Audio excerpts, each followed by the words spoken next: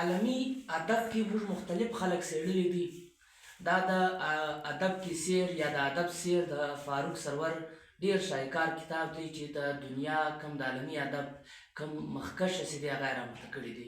نو موږ به دا ون بای ون سټډي کوو. نن زموږ یو بل دانشور مخکش موږ راوړی دی، پر هغه مو تبصره کړې ده. راځئ په ګډه ګورو.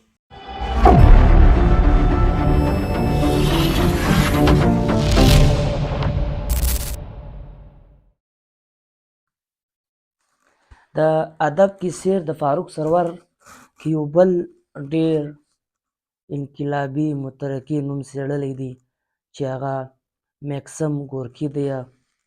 د روس سره روسي دانشور و او د روس سره تعلق درلود. د شهرت پر دوه شیانو پیدا کړي. یو دا و چې ناول افسانې ولیکلې، او بل دا و چې دی راولاړ سو دغه دی خپل یاداشتونه چې وو هغه د ولیکل.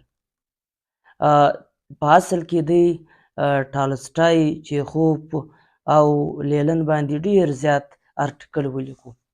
د ده پر ژوند باندې د ټالسټای ډیر زیات اثر سوی دی.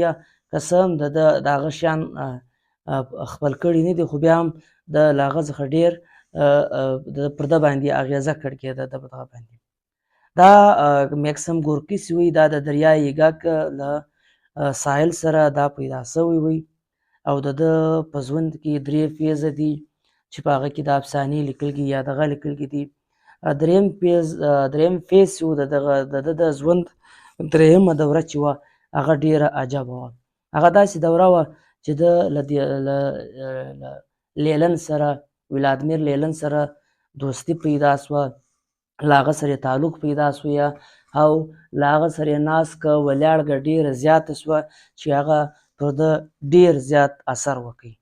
بیا هغه ټیم د مدر ناول، د مور ناول یا ما ناول ولیکي، او دغه شاندار دا ماسټر پیس کوم ناول چې وایي د دې لپاره د امریکا او یورپ ته سفرونه هم وکړل، او دغه کتاب اکثر د دنیا په ټولو زبانو کې چې وایي هغه دغه سو، هغه ژباړه وسو په هغه.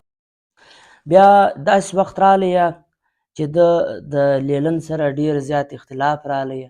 د لیلن سره پر ډیرو شیانو اختلاف راغلی، ولې چې د لیلن په وخت کې هلته دانشوران چې وو هغه مړه کېدل، یا د دانشوریانو انقلابي دانشوریانو خیال نه ساتل کېدی. داسې یو څه نور مسایل وو چې پر هغه باندې د لیلن ته ویلې چې په دغه طریقه باندې انقلاب چې دی کامیابه کېدای نشي. د ولس خیال ساتل ضروري دی، په دې شیانو خیال ساتل ضروري دی. نو په دغه وجه بیا د جلاوطني اختیار کا او جلاوطنه سو. بیا 10 کاله چې وو په اټلي کې واوسېدی، او هلته هم خاموشه نه دی پاتې سوی. انقلابي لټریچر، د انقلابي کم تحریکونه څه دي، نهضتونه څه دي، د هغو په حق کې لیکل او شیان یې څه دغه کول. ډېر زیات کیانیان یې ولیکې.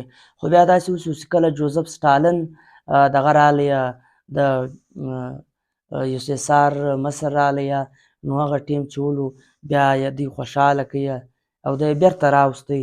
د ده ځینې امارتونه، هوایي جهاز، یو څه نور شیان یې د ده له نوم سره وتړل او د ده نوم یې پرې کښېږدی. ده چې وایي عقیدت له ټالسټای سره لري، ولې چې هغه ډېر درویش عدم تشدد پیروکار وي.